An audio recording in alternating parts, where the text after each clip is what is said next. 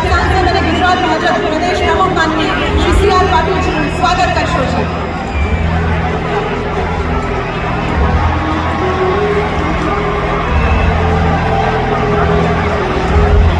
ખૂબ ખૂબ આભાર.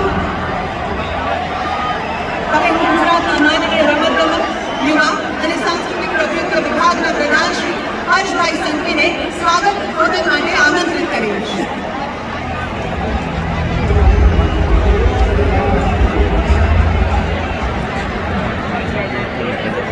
अहमदाबाद तैयार,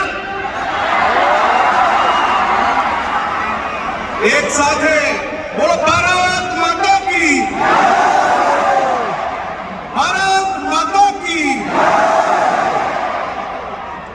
गुजरातना पनोता पुत्र અને આ દેશના યશસ્વી પ્રધાનમંત્રી શ્રી નરેન્દ્રભાઈ મોદી સાહેબના માર્ગદર્શનમાં આજે 11મા ખેલ મહાકુંભનું ભવ્યથી ભવ્ય શુભારંભ થવા જઈ રહ્યું છે ત્યારે આ સ્ટેજ પર ઉપસ્થિત મહામહિમ રાજ્યપાલ શ્રી આચાર્ય દેવવ્રતજી, રાજ્યના મુખ્યમંત્રી શ્રી ભૂપેન્દ્રભાઈ પટેલજી, ભારતીય જનતા પાર્ટીના પ્રદેશ અધ્યક્ષ શ્રી સી.આર. પાટીલજી, મંચસ્થ ઉપસ્થિત અમદાવાદના મેયરશ્રી, સૌ સાંસદ સભ્યશ્રીઓ અને મારા યુવા સાથીઓ,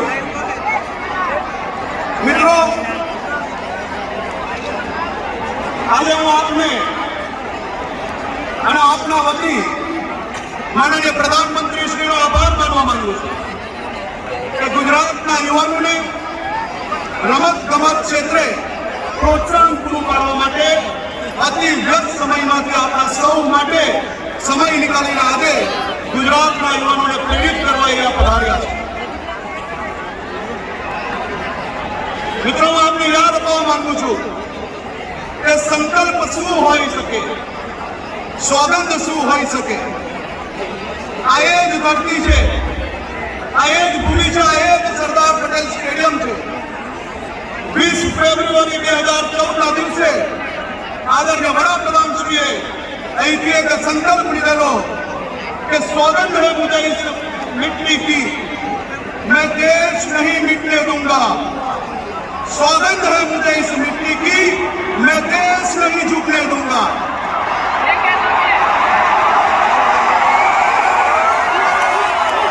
આજે 7 વર્ષ થઈ ચૂક્યા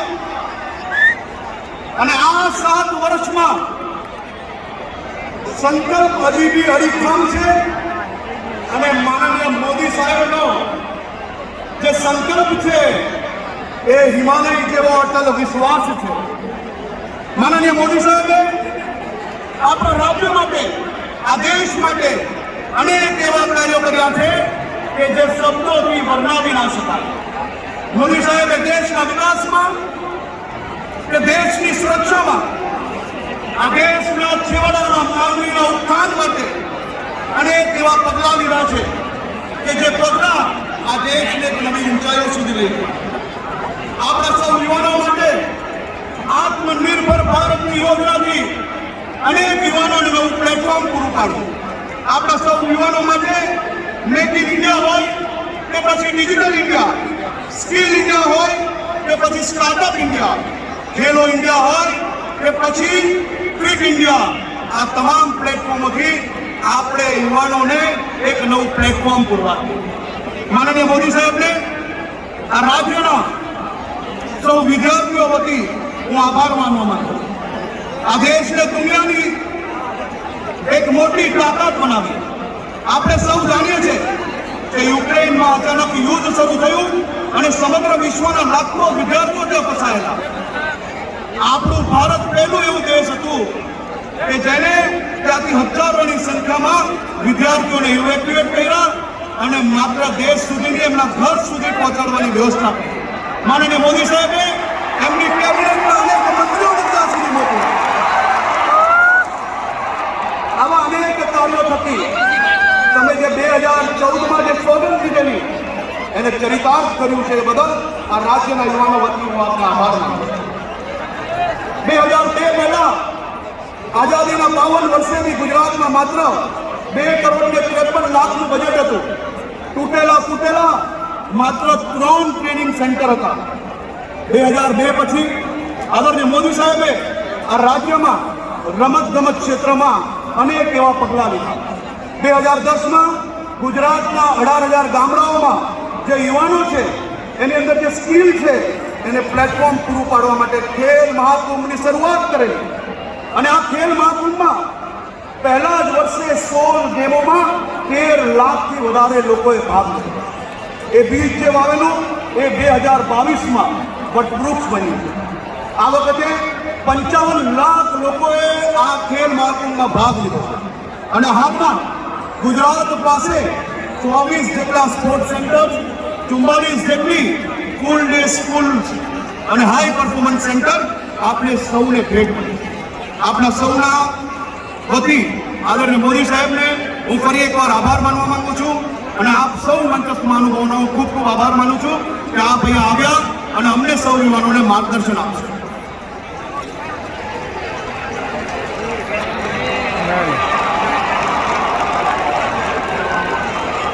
માનનીય મંત્રી શ્રી, આપના સ્વાગત સંબોધન માટે આપનો ખૂબ ખૂબ આભાર છે.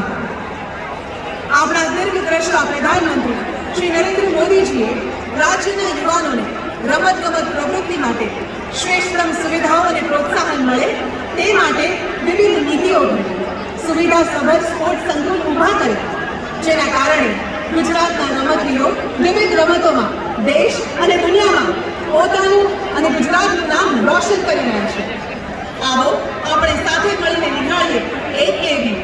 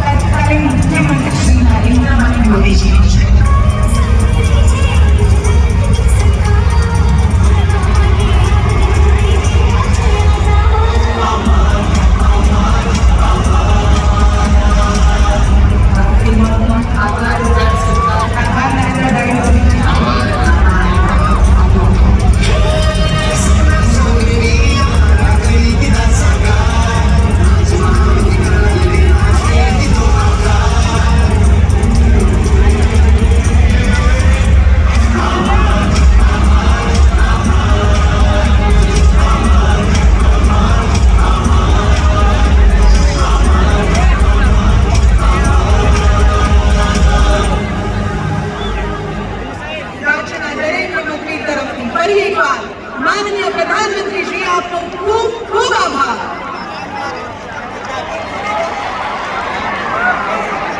હવે હું માનનીય મુખ્યમંત્રી શ્રી ભૂપેન્દ્રભાઈ પટેલને નમ્ર વિનંતી કરીશ કે આપ પ્રાસંગિક ઉદ્બોધન કરશો છો.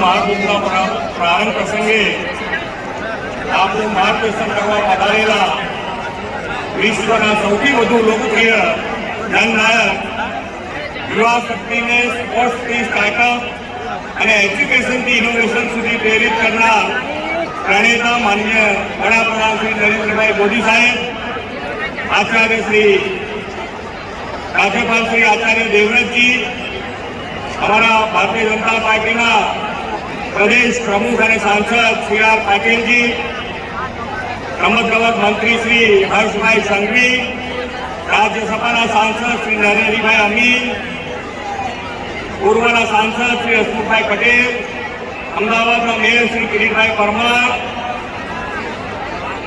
મારા સાથી મંત્રીશ્રીઓ, સાંસદશ્રીઓ, ધારાસભ્યશ્રીઓ, ટોક્યો ઓલિમ્પિકમાં મેડલ વિજેતા અને રાષ્ટ્રીય આંતરરાષ્ટ્રીય સ્તરે ખ્યાતિ રમતવીરો, શક્તિ જૂથના ખેલાડીઓ, એસએસસીના હોદ્દેદારો અને ગુજરાતના ખૂણે ખૂણેથી ઉમટેલા રમતપ્રેમી ભાઈઓ અને બહેનો, સૌને મારા નમસ્કાર. ગુજરાતમાં ખેલકૂદની આગવી સંસ્કૃતિ જેનાથી પાંગરી છે તે ખેલ મહાકુંભની પરંપરાના સ્થાપક શ્રી નરેન્દ્રભાઈ મોદીના જ કાર્યક્રમોથી આજે 11મા ખેલ મહાકુંભનો પ્રારંભ થવા જઈ રહ્યો છે. આપણે સૌ ગુજરાતીઓ માટે ગૌરવ લેવા જેવી આ ઘટના છે. વડાપ્રધાનશ્રીએ ગુજરાતના મુખ્યમંત્રી તરીકે 2010માં શરૂ કરેલી ખેલકૂદની આ પરંપરા આઝાદીના અમૃત મહોત્સવના વર્ષે તેના 11મા પડાવે પહોંચી છે. ત્યારે તેઓ પોતે ગુજરાતના રમતવીરોને પ્રત્યક્ષ મળવા આવ્યા છે. ગુજરાતી એટલે દાળ ભાત ખાઓ, રમત ગમતમાં તેમનું ગજું નહીં, એવું મેળું ભાંગવા આપ સૌમાં ખેલકૂદ પ્રત્યે અભિરુચિ કેળવવા ખેલ મહાકુંભની આ શોધા શરૂ કરવામાં આવી હતી. ખેલે તે ખીલે એ ભેદભાવ સાથે આપણે ગુજરાતના અબાલવૃદ્ધ સૌમાં ખેલ દિલીની અને ખેલ પ્રેમની તરબાઈને પડેલી ભાવનાઓને ઉજાગર કરી છે.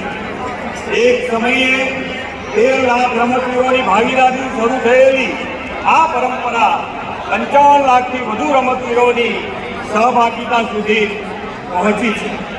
એ જ વાત સાબિત કરે છે કે ગુજરાતના જનમનમાં મનમાં હવે ખેલ મહાકુંભ એક કોટીકો ઉત્સવ બની ગયો છે. આદરણીય વડાપ્રધાન શ્રી આપને જણાવતા ગર્વ અને આનંદ થાય છે કે આપશ્રીએ 10 વર્ષ પહેલા રમત ગમતને ગુજરાતની સંસ્કૃતિનો અભિન્ન હિસ્સો બનાવવાનો જે સંકલ્પ કર્યો હતો તેને અમે આપના નેતૃત્વ અને માર્ગદર્શન હેઠળ સાકાર કર્યો છે.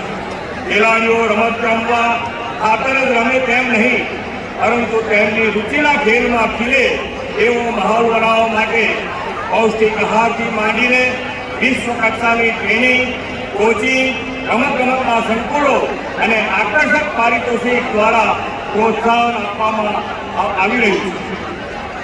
પરિણામે આદિવાસી વિસ્તાર અને દરિયાકાંઠાના છેવાડાના ગામડાઓમાંથી પણ આપણને ટેલેન્ટ ઉપલબ્ધ થયું છે. ગુજરાતમાં પ્રતિભાવના ખેલાડીઓ તો હતા, પરંતુ તેમને પ્લેટફોર્મ મળતું ન હતું. એ હવે ખેલ મહાકુંભથી મળતું થયું છે. ખેલ મહાકુંભથી બાળકો, યુવાનો, પુખ્ત વયના લોકો અને વૃદ્ધમાં પણ રમત ગમત માટે જાગૃતિ આવી છે. 9 વર્ષથી નાની ઉંમરના બાળકોથી લઈને 60 વર્ષથી વધુ વયના વૃદ્ધ એમ બધા ખેલ મહાકુંભમાં ભાગ લે છે.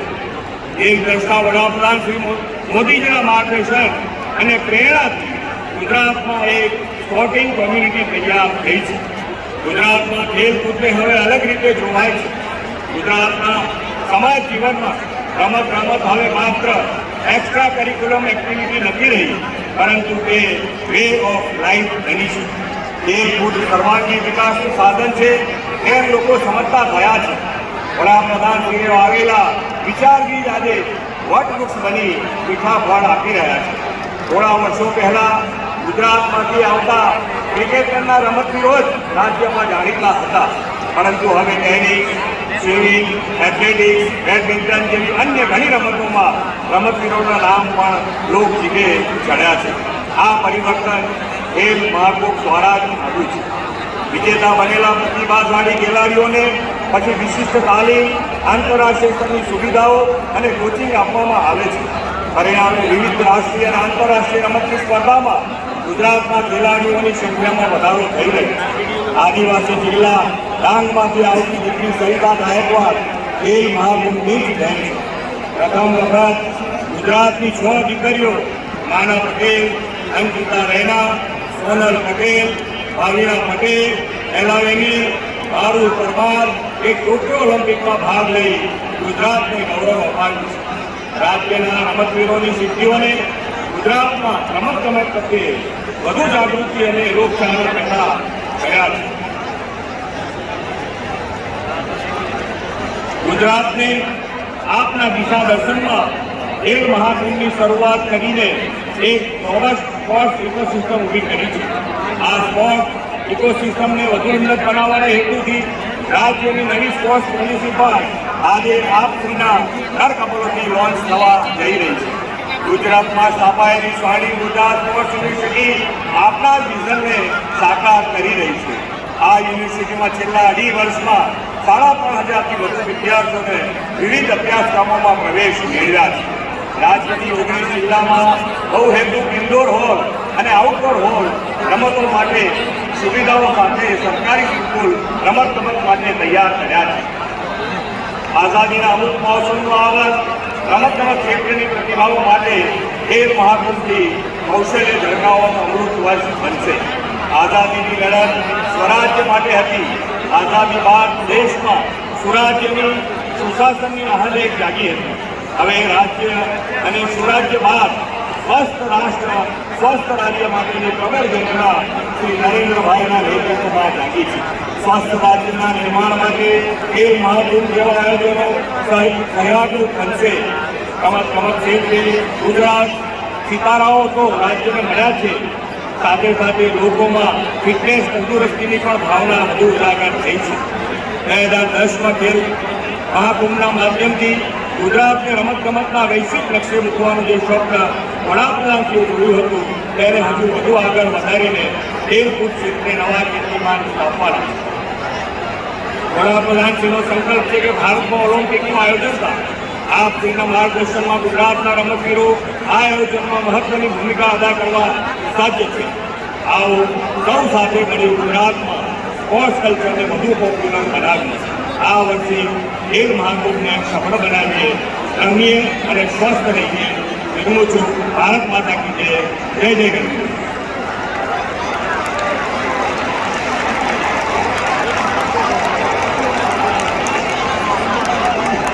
માનનીય મુખ્યમંત્રી શ્રી, આપના ઉદ્બોધન માટે આપનો ખૂબ ખૂબ આભાર છે.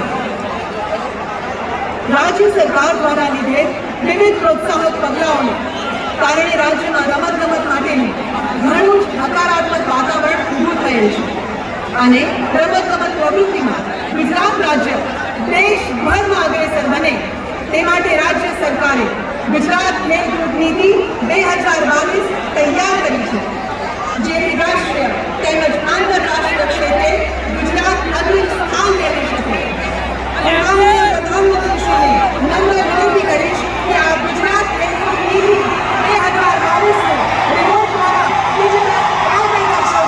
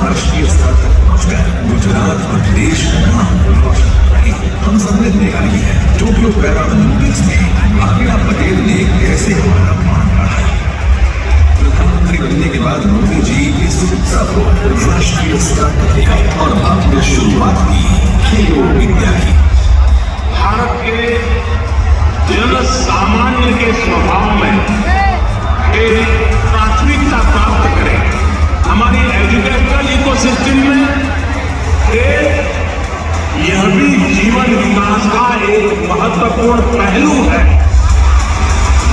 गुजरात की इसी विरासत को आगे बढ़ाते हुए मुख्यमंत्री श्री भूपेंद्र भाई पटेल के नेतृत्व में गुजरात के नागरिकों और खेल के प्रति उत्साही युवाओं को समर्पित की जा रही है Gujarat sports policy 2022-2027,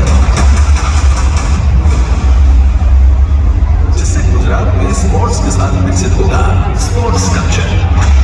dedicated sports manufacturing cluster के द्वारा स्पोर्ट्स गुड्स और इक्विपमेंट में भी गुजरात बनेगा आत्मनिर्भर। राष्ट्रीय और अंतर्राष्ट्रीय स्तर पर गुजरात का नाम रोशन करने वाले एथलीट एवं पैरा एथलीट को पुरस्कार देने वाला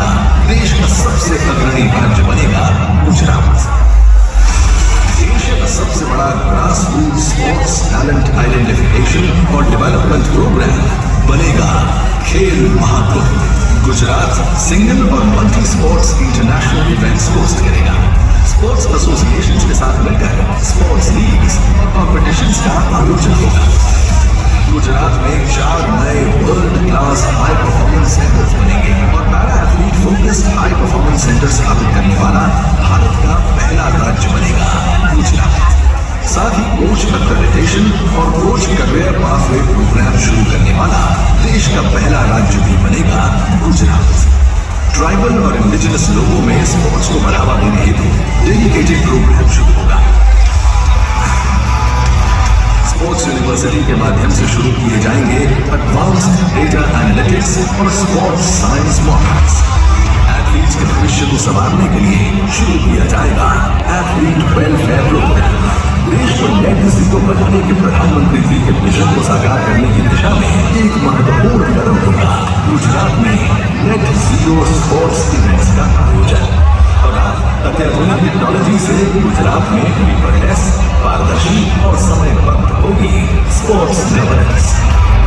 जहां स्पोर्ट्स कॉम्पिटिशन्स और इवेंट्स तो होंगे ही, साथ ही होगी स्पोर्ट्स पर्सनल्स डेवलपमेंट और एथलीट्स की अपस्किलिंग।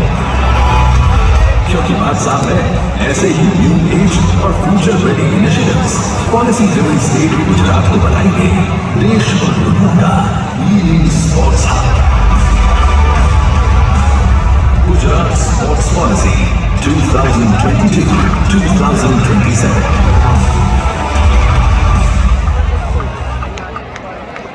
સચોટ અને પ્રોત્સાહક ખેલકૂદ નીતિ 2022નું અનાવરણ કરવા બદલ માનનીય પ્રધાનમંત્રીશ્રી આપનો ખૂબ ખૂબ આભાર. રાજ્યના યુવાનોને રમતગમત પ્રવૃત્તિઓમાં વધુને વધુ પ્રોત્સાહિત કરવા તેમજ ગુજરાતનું નામ રાષ્ટ્રીય અને આંતરરાષ્ટ્રીય કક્ષાએ રોશન કરીને દેશને સન્માન અપાવે એ માટે આપણા યશસ્વી પ્રધાનમંત્રીશ્રીએ રમશે ગુજરાત જીતશે ગુજરાત મંત્ર સાથે રાજ્યમાં ખેલ મહાકુંભની શરૂઆત કરી હતી, જેને વ્યાપક જન પ્રતિસાદ સાંપડી રહ્યો છે. ખેલ મહાકુંભમાં આ વર્ષે રેકોર્ડ ઐતિહાસિક 55 લાખથી વધુ રજીસ્ટ્રેશન થયા છે.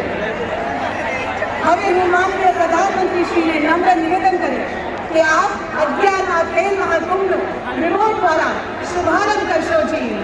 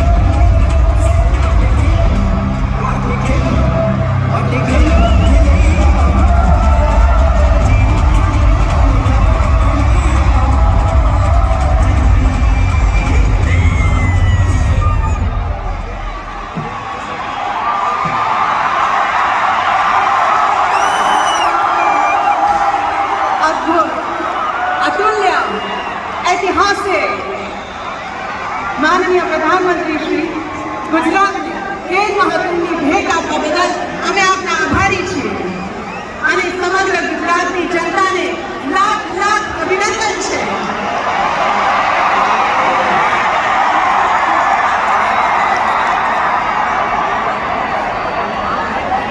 માનનીય પ્રધાનમંત્રી શ્રી, આપને જણાવતા આનંદ થાય છે કે આજે સરદાર પટેલ સ્ટેડિયમમાં યુવાનોનો મહાકુંભ જોવા મળી રહ્યો છે. આ કાર્યક્રમમાં ભાગ લેવા ગુજરાતના 33 જિલ્લા અને 8 મહાનગરો યુવાનો, સ્પોર્ટ્સમેન, કોચ, સ્પોર્ટ્સ એસોસિએશનના હોદ્દેદારો, શક્તિ ગ્રુપના ખેલાડીઓ, મેડલ વિનર મોટી સંખ્યામાં પધારેલ છે. ખેલકૂદ સંસ્કૃતિ ઊભી કરીને ખુશાલ અને સ્વસ્થ સમાજનું નિર્માણ કરનાર અને ખેલકૂદમાં શ્રેષ્ઠતા હાંસલ કરવાની પ્રેરણા આપનાર આપણા લોકલાડીલા પ્રધાનમંત્રીશ્રીને સમસ્ત જનમેદનીને સંબોધિત કરવા નમ્ર નિવેદન છે.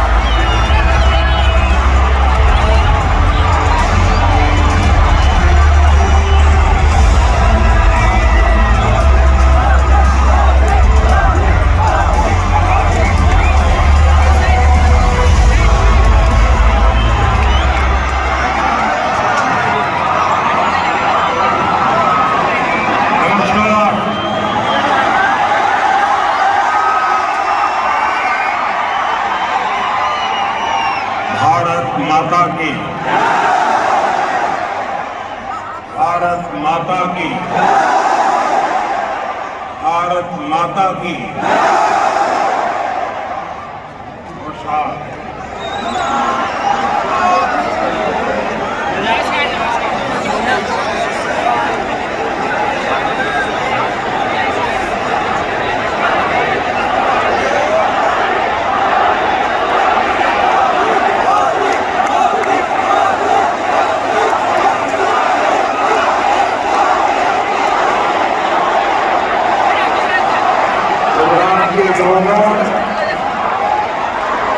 आचार्य देवव्रत जी,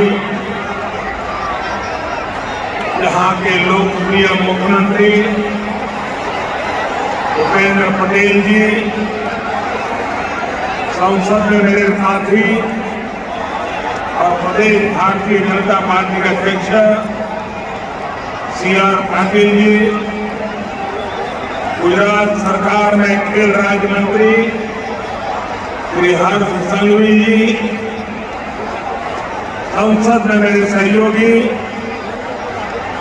श्री हसमुख भाई पटेल, श्री नरहरि अमीन और अहमदाबाद के मेयर भाई श्री किरीट परमार जी, अन्य सभी महानुभाव और गुजरात के कोने कोने से आए मेरे युवा दोस्तों,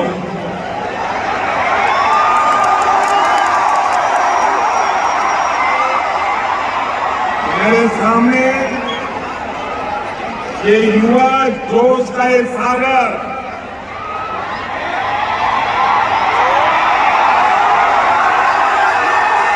ये उमंग, ये उत्साह की लहरें, ये साफ बता रही है कि गुजरात का नौजवान, आप सब आसमान छूने के लिए तैयार हैं.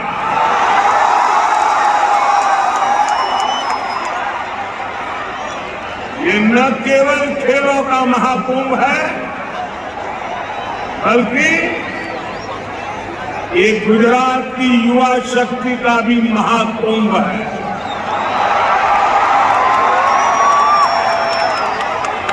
मैं आप सभी युवाओं को 11वें खेल महाकुंभ के लिए ढेर सारे सारी शुभकामनाएं देता हूं।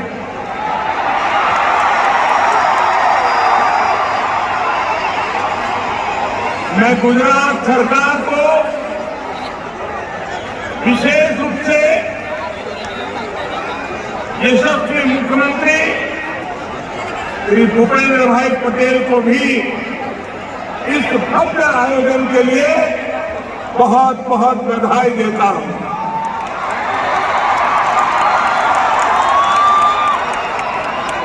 कोरोना के कारण 2 साल तक खेल महाकुंभ पर ब्रेक लगा रहा, लेकिन भूपेंद्र भाई ने जिस भव्यता के साथ इस आयोजन को शुरू किया है, उसने युवा खिलाड़ियों को नए जोश से भर दिया।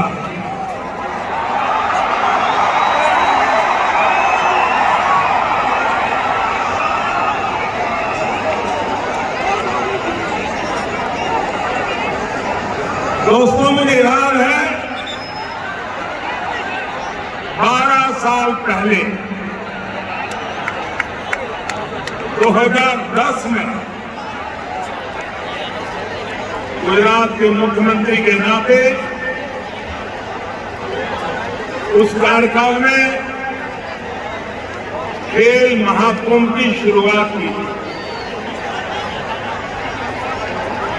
और आज मैं कह सकता हूं, जिस सपने का बीज मैंने बोया था, आज वटवृक्ष बनता दिखाई दे रहा है।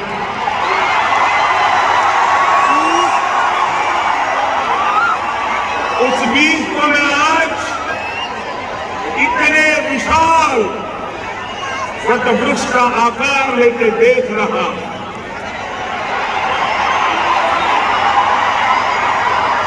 दो 2010 में पहले खेल महाकुंभ में ही गुजरात ने 16 खेलों में 13 लाख खिलाड़ियों के साथ इसका आरंभ किया। मुझे भूपेंद्र भाई ने बताया कि 2019 में हुए खेल महाकुंभ में ये भागीदारी 13 लाख से 40 लाख युवाओं तक पहुंच गई। 36 स्पोर्ट्स और 26 पैरा स्पोर्ट्स में 40 लाख खिलाड़ी, कबड्डी, खो-खो और टग ऑफ वॉर से लेकर योगासन और मल्लखंब तक, स्केटिंग और टेनिस से लेकर फेंसिंग तक हर खेल में हमारे युवा आज कमाल कर रहे हैं।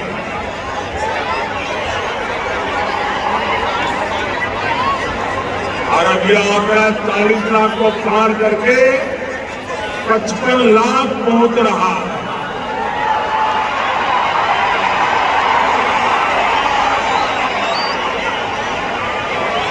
शक्ति दूत जैसे कार्यक्रमों के जरिए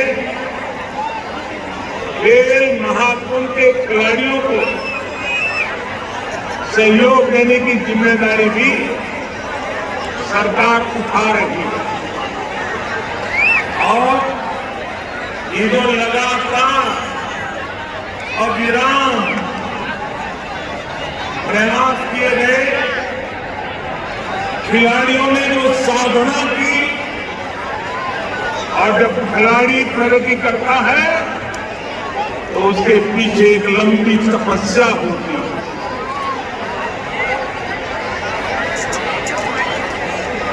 जो संकल्प गुजरात के लोगों ने मिलकर लिया था, वो आज दुनिया में अपना परचम लहरा रहा है।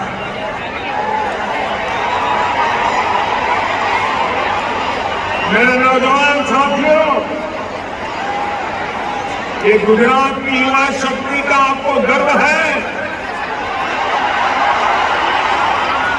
गुजरात के खिलाड़ी पराक्रम कर रहे हैं, आपको गर्व हो रहा है।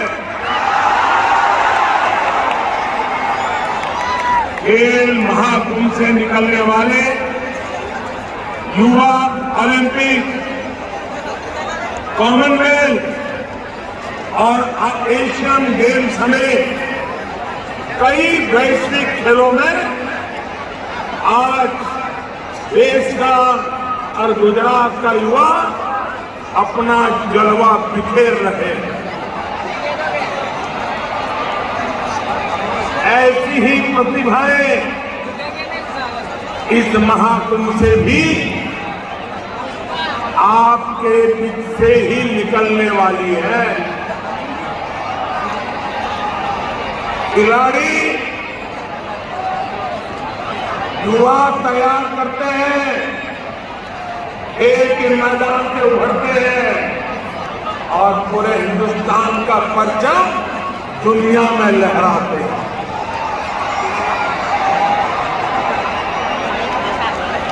साथियों, एक समय था जब खेल जगत में भारत की पहचान केवल एक दो खेलों के भरोसे टिकी। इसका नतीजा ये हुआ कि जो खेल देश के गौरव और पहचान से जुड़े थे उन्हें भी भुला दिया गया। इस वजह से खेलों से जुड़े संसाधन बढ़ाने, स्पोर्ट्स इंफ्रास्ट्रक्चर को आधुनिक बनाने पर जितना ध्यान देना चाहिए, जितनी प्राथमिकता देनी चाहिए, वो एक प्रकार से रुक गया। इतना ही नहीं, जैसे राजनीति में भाई भतीजावाद घुस गया है, खेल जगत में भी खिलाड़ियों के चयन में पारदर्शिता की कमी भी एक बहुत बड़ा फैक्टर थी। खिलाड़ियों की सारी प्रतिभा परेशानियों से जूझने में ही निकल जाती। उस भंवर से निकालकर भारत के युवा आज आसमान छू रहे हैं।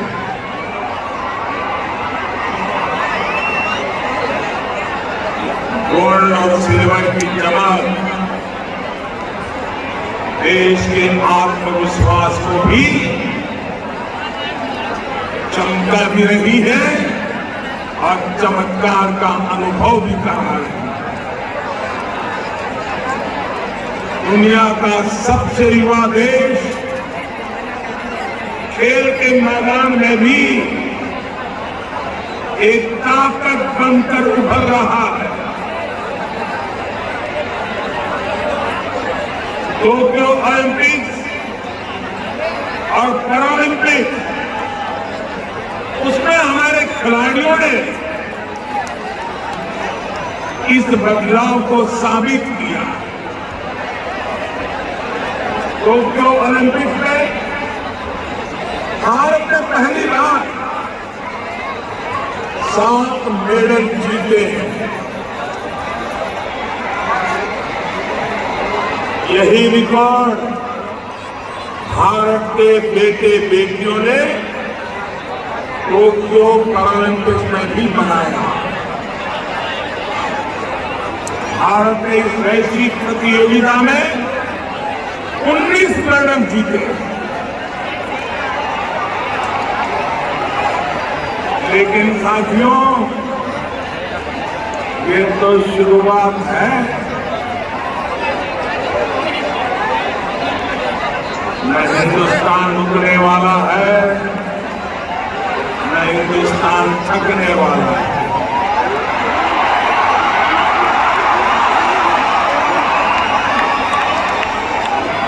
मुझे मेरे देश की युवा शक्ति पर भरोसा है।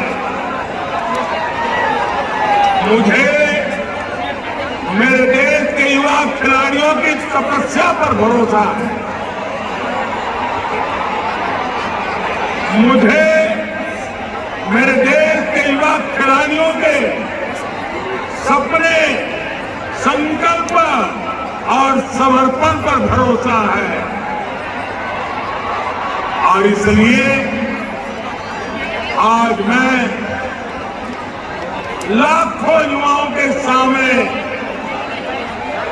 हिम्मत के साथ कह सकता हूं कि भारत की युवा शक्ति इसे बहुत आगे लेकर जाएगी।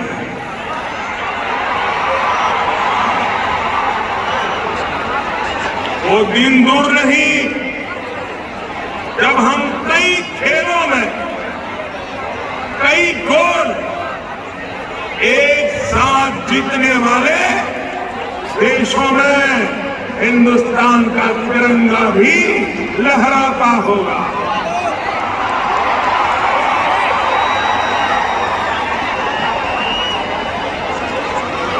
साथियों, इस बार यूक्रेन से जो नौजवान वापिस आए हैं, युद्ध के मैदान से आए हैं, बम गोलों के बीच से आए हैं, लेकिन आकर के उन्होंने क्या कहा? उन्होंने ये कहा कि आज तिरंगे की आन बान शान क्या होती है कि हमने यूक्रेन में अनुभव किया।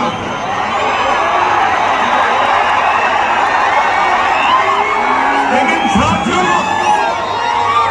मैं एक और दृश्य की तरफ आपको ले जाना चाहता हूं।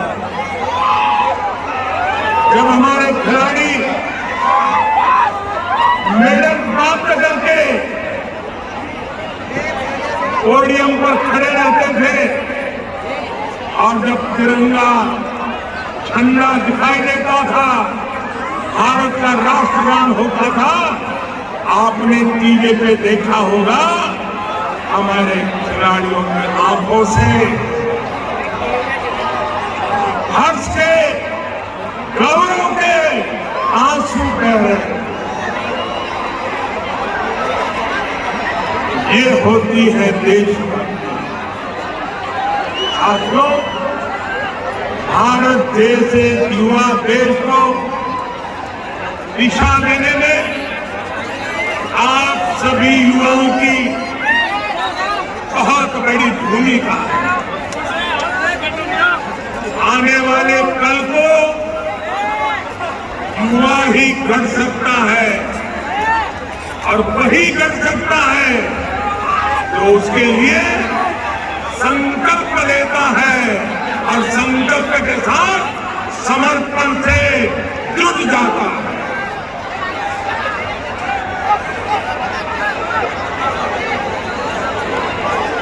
आज इस खेल महाकुंभ में गुजरात के अलग अलग इलाकों से,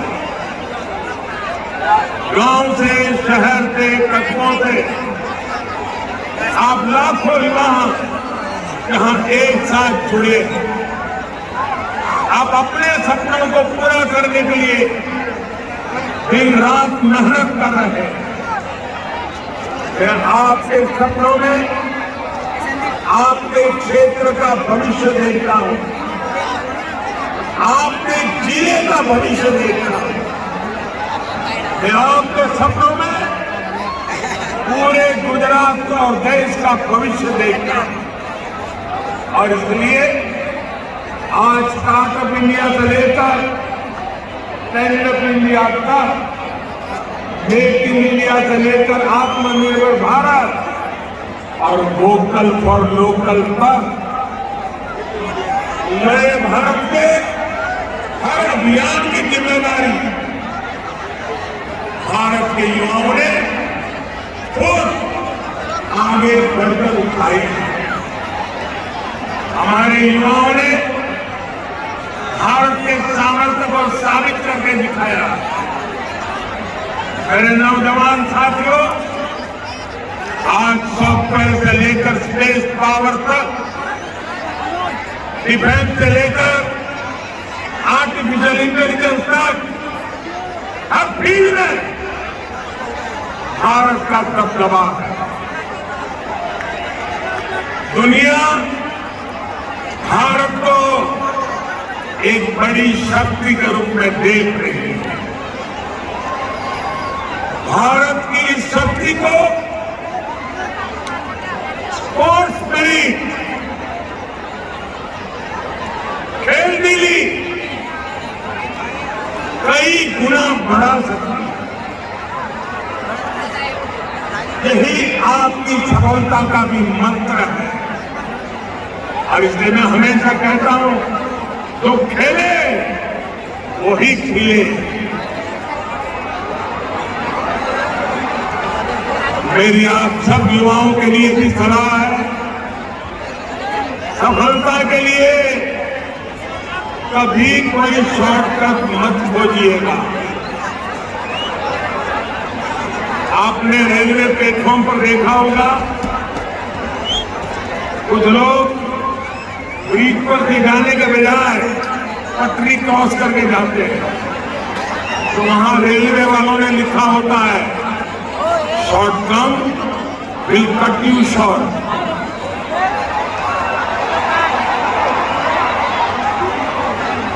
शॉर्टकट का रास्ता बहुत अल्पजीवी होता है। साथियों, सफलता का केवल एक ही है, उसका एक ही मंत्र है, लॉन्ग टर्म प्लानिंग और कंटिन्यूअस कमिटमेंट। न एक जीत कभी हमारा आखिरी पड़ाव हो सकती है और न ही एक हार। हम सबके लिए हमारे वेदों ने कहा है, चरैवेति चरैवेति चरैवेति। आज देश भी अनेक चुनौतियों के बीच बिना रुके, बिना थके और बिना झुके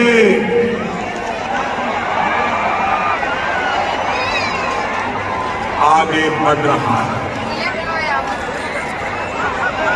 हम सबको मिलकर के सतत परिश्रम के साथ लगातार आगे बढ़ना है।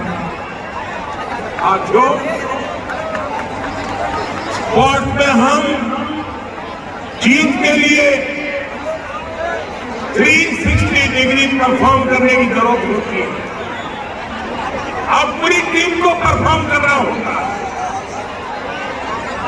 यहाँ अच्छे अच्छे स्पोर्ट्समैन उपस्थित हैं।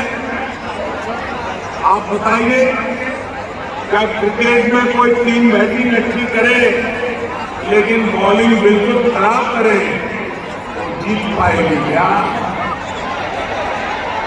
या टीम का एक खिलाड़ी बहुत अच्छा खेले लेकिन बाकी सब परफॉर्म न करे तो भी जीतना मुमकिन होगा क्या?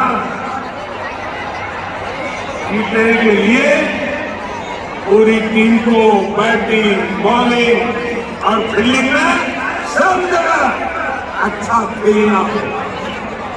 भाइयों बहनों, भारत में खेलों को सफलता के शिखर तक पहुंचाने के लिए भी देश को आज ऐसे ही 360 डिग्री टीम वर्क की जरूरत है। इसलिए देश एक होलिस्टिक अप्रोच के साथ काम कर रहा है।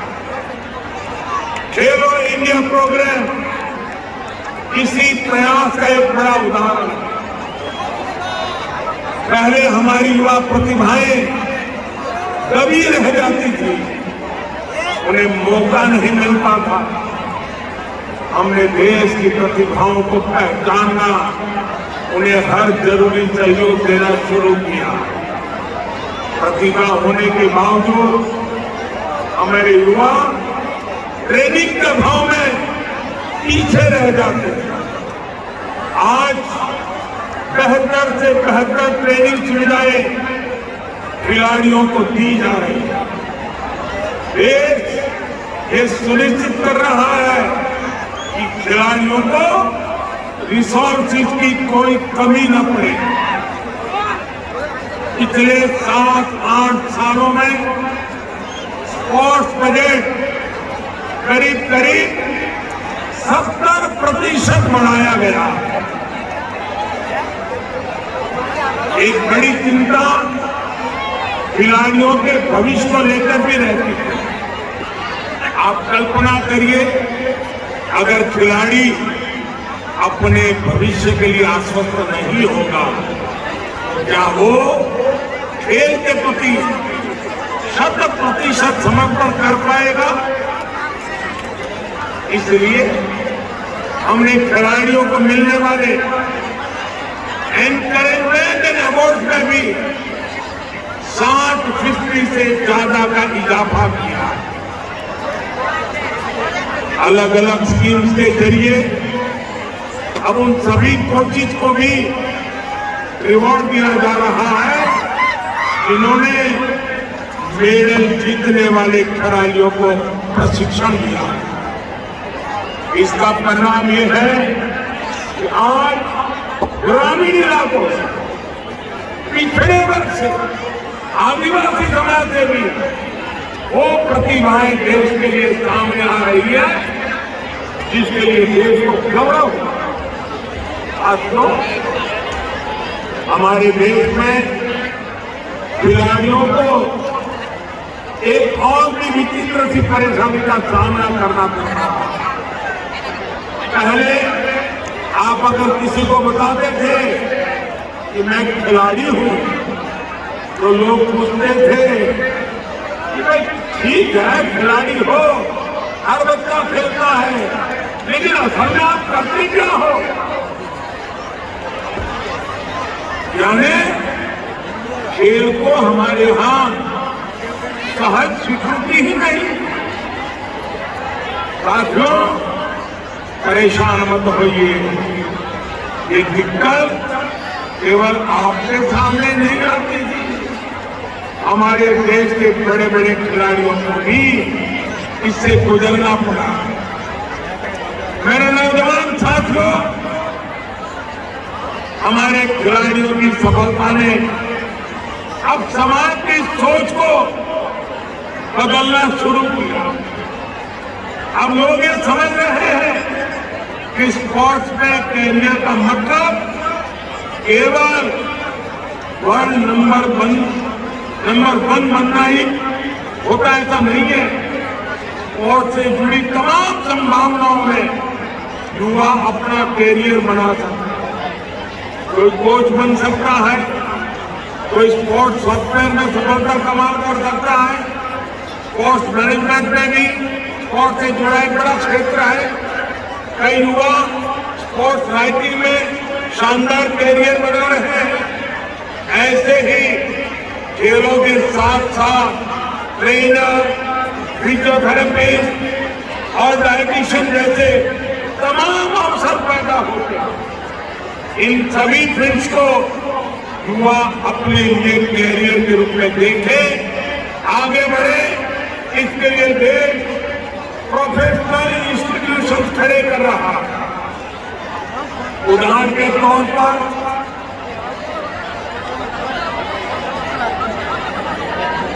2018 में हमने मणिपुर में देश की पहली नेशनल स्पोर्ट्स यूनिवर्सिटी की स्थापना की। स्पोर्ट्स में हायर एजुकेशन के लिए यूपी में भी मेजर ध्यानचंद स्पोर्ट्स यूनिवर्सिटी शुरू होने जा रही है।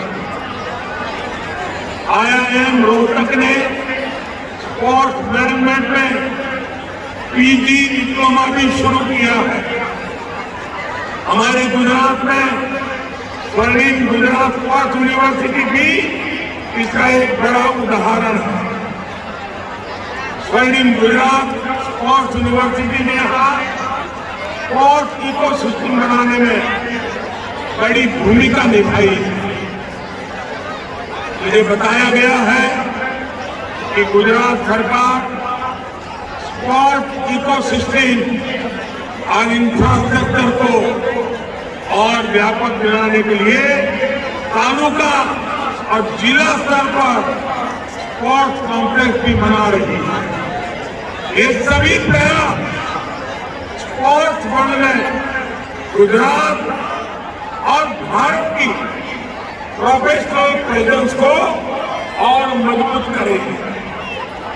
मेरा एक सुझाव ये भी है कि गुजरात के विशाल तटीय संसाधन, हमारे पास लंबा समुद्री तट है, इतना बड़ा समुद्री तट है। अब हमने खेल के लिए, स्पोर्ट्स के लिए, हमारे इस तटीय क्षेत्र के लिए भी खेल की दिशा में आगे आना चाहिए। हमारे यहाँ इतने सुंदर विजिट है। खेल महाकुंभ में बिग स्पोर्ट्स की संभावनाओं के बारे में भी सोचा जाना चाहिए। साथियों, आप जब खेलेंगे, फिट रहेंगे, स्वस्थ रहेंगे, तभी देश के सामर्थ्य से आप भी वैल्यू एडिशन करने वाले एक महारथी बन जाएंगे और तभी आप राष्ट्र निर्माण में अपना योगदान देंगे। मुझे पूरा भरोसा है कि इस खेल महाकुंभ के आप सबका अपने अपने क्षेत्र में चमकेंगे, नए भारत के सपनों को साकार करेंगे। मैं युवाओं के सभी आज परिवारजनों से भी आग्रह करना चाहता हूं। वक्त बहुत बदल चुका है। अगर आपके संतान में बेटा हो या बेटी, अगर खेल में उसकी रुचि है, आप उसको खोज निकालिए और उसको उत्साहित कीजिए, उसको आगे बढ़ने के लिए प्रोत्साहन दीजिए। आप किताबों के लिए उसको वापस मत खींचिए। उसी प्रकार से मैं पहले दिन से जब खेल महाकुंभ शुरू हुआ तब से कह रहा हूं कि गांव में जब खेल महाकुंभ का कार्यक्रम चलता हो, पूरा गांव वहां मौजूद रहना चाहिए। तालियां बजाने से भी खिलाड़ी को एक नया हौसला बुलंद हो जाता है। गुजरात का हर नागरिक किसी न किसी खेल महाकुंभ के कार्यक्रम में फिजिकली जाना चाहिए। आप देखिए, गुजरात भी खेल की दुनिया में अपना परचम लहराएगा। हिंदुस्तान के खिलाड़ियों में गुजरात के खिलाड़ी भी जुड़ जाएंगे। इसी एक अपेक्षा के साथ मैं फिर एक बार भूपेंद्र भाई और उनकी पूरी टीम को बधाई देता हूं। सभी युवाओं को शुभकामनाएं देता हूं। मेरे साथ बोलिए भारत माता की, भारत माता की, भारत माता की। बहुत बहुत धन्यवाद।